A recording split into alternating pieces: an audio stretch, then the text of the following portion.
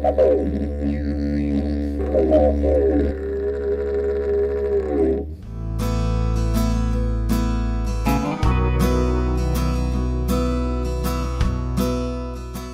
Witters is my name. I'm a descendant from the Anawan and the Gomeroi people. I have a mob in Armidale where I live, and from Moree as well. Being legally and medically blind. I was diagnosed in 1990 by Fred Hollows. So I have a vision impairment, but at the same time I'm a man of vision. Vision for my future and the future of our communities.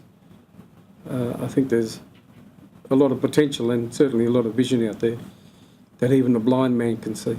And some of the towns that we work in are very well-resourced towns, but people are still not accessing the services. Particularly a news service, some Aboriginal community members are reluctant and could I even say a little bit suspicious. White people are not always right. And I think many older Aboriginal people have seen that. They've experienced it, particularly those who are elderly. They may have had past experiences with some agencies and some government and non-government agencies, because we have to realise that government don't always get it right. I mean, look at the stolen generation. That was a big mistake. You know, many of our older people were set on the side of towns. They were put on reserved for Aboriginal people. You know, they were put on missions run by the churches. The children and the grandchildren of our elders in the past still have that suspicion and reluctance and hesitation about getting involved in new things. So they're not going to be running straight at a new program, a new initiative. I think they'll sit back and wait until they see what is working rather than what is not working. I really believe that our Aboriginal, you know, the Aboriginal community who want to be part of NDIS firstly need to know what they want. Look really at what you want, which is going to make your life better. And that's what the NDIS is all about, improving the quality of life and giving better options and better choices to people with a disability, their families and carers. It could be as simple as that Aboriginal people don't want to access them.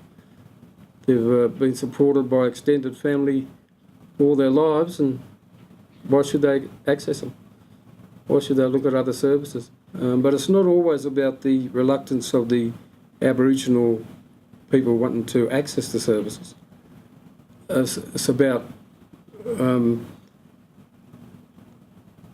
service providers as well. They may not have the skills or may lack some ability in communicating effectively with Aboriginal people. My advice, in simple terms, would be to be culturally relevant, be aware that each potential client is not the same as the other. Aboriginal people are different in many ways. We're not all the same. We come in all shapes and sizes, and we even come in different colours. Don't try and reinvent the wheel. Look at what you've got in the towns. I think you have to use the existing services in each place that you go and roll out, and take advantage of the Aboriginal community that work in those communities too. So don't go in there with that preconceived idea that we know all about Aboriginal people, because you don't. I work in the Aboriginal community and I don't know everything about it. I'm still learning. And I've been there for nearly 40 years. Yes, when you're talking to Aboriginal people, remember that you can't listen with your mouth open. Our people lived here for thousands of years in a very sophisticated and intricate and complex society.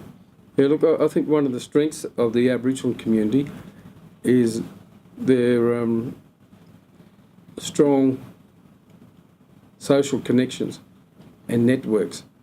I think that's been around for thousands of generations, and the strength and resilience of Aboriginal people has helped us to survive as a race, and it still continues today. For we give support to each other where we can, and disabilities is no exception.